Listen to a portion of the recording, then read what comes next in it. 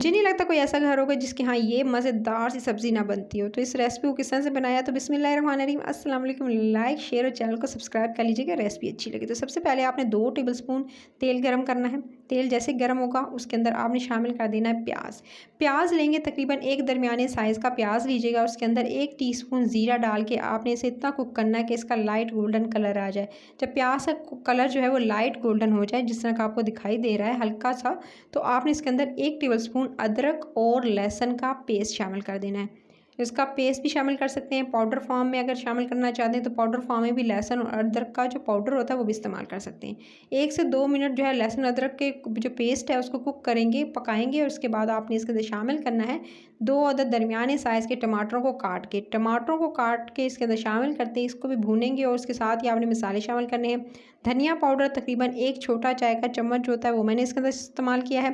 फिर कुटी हुई लाल मिर्च आप इसके अंदर तकरीबन आधा टीस्पून, आधा छोटा चाय का चम्मच जो होता है वो इस्तेमाल की है। नमक हस्बे ज़ायक़ा या 1 टीस्पून के करीब मैंने इसके अंदर इस्तेमाल किया है। फिर आपने इसके अंदर चाट मसाला 1 टीस्पून इस्तेमाल करना है और उसके साथ ही आपने मसाले के साथ अच्छे से जो है वो भून लेना है टमाटरों को कवर करके ढक्कन लगा के छोड़ दीजिएगा। थोड़ा सा पानी चाहे तो ऐड कर सकते हैं ताकि टमाटर अच्छे से गल जाएँ, सॉफ्ट हो जाएँ। जैसे ही टमाटर अच्छे से गल जाएंगे, देख सकते हैं साइडों पर आपको तेल नज़र आने लगे।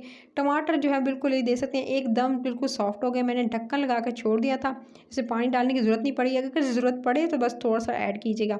जैसे मसाला डन हुआ, मैंने इसके अंदर जो है आलू काटे हुए इसके अंदर शामिल कर दिया। अच्छा, आलू मैंने लिए थे और सिंपल इस तरह से इसको कतलियों में काट लिया था और इस तरह से काटे हुए जितने भी आलू हैं उसके अंदर शामिल कर देने हैं आपने। अच्छा, गोलाई में काटना चाहते हैं तो गोलाई में काट सकते हैं और फिर से जो हाफ़ करना चाहते हैं तो इस तरह से जिस तरह से आपको नज़र आ रहे हैं इस शेप में भी आप आलू को काट सकते हैं। तो 2 दरमियाने साइज़ के आलू लिए थे और उस तरह से मैंने इसको पतला पतला बिल्कुल काट के इसके अंदर शामिल कर दिया है। काले ना हो, स्याह ना पड़े आलू। इसको अगर पानी में थोड़ा सा नमक डाल के भिगोकर आप रख देंगे तो वो कभी भी स्याह नहीं पड़ेंगे और एज इट इज़ उनका ओरिजिनल कलर रहेगा। फिर आपने 1 से 2 हरी मिर्चें इसके अंदर शामिल करनी है और 1 से 2 मिनट आलूओं को मसाले के साथ भून लेना। जब अच्छे से भून लेंगे तो पानी शामिल कर दीजिएगा। अच्छा, पानी की मिकदार तकरीबन मैंने इसके अंदर आधा गिलास पानी शामिल किया है और उसके बाद कवर करके ढक्कन लगा के धीमी आंच पे छोड़ दिया था। आलू बिल्कुल गल चुके हैं, ये देख सकते हैं। जब आलू अच्छे से गल जाएंगे तो वो साइडों पर आपको तेल नज़र आने लगे और एक-एक जो आप चख लीजिएगा, इसमें नमक और मिर्च की मिकदार कम ज़्यादा अपने हिसाब से कर लीजिएगा। उसके बाद आप इसके अंदर शामिल कर दीजिएगा और लास्ट में बिल्कुल कसूरी मेथी से ना अच्छी खुशबू आती है बल्कि इससे जो है वो टेस्ट भी एकदम जो बहुत ज़्यादा डिफरेंट हो जाता है। तो आपने जो है कसूरी मेथी शामिल करते ही 1 से 2 मिनट जो है वो इसको मज़ीद कुक होने देना है और 1 से 2 मिनट कुक करने के बाद, पकाने के बाद आप चूल्हे से उतार लेंगे और उसे चूल्हे से उतार लेने के बाद इसे किसी भी सर्विंग बाउल में निकाल लीजिएगा। मज़ेदार से ये आलू की रेसिपी हो जाएगी रेडी। आप इसे चपाती के साथ, पराठे के साथ, सुबह नाश्ते में, डिनर में, लंच में, तीनों टाइम पे जिस तरह मर्ज़ी आप इसे खाना चाहे खा सकते हैं। नाश्ते में आप पराठे के साथ एंजॉय कर सकते हैं, पूरी के साथ इसे खा सकते हैं।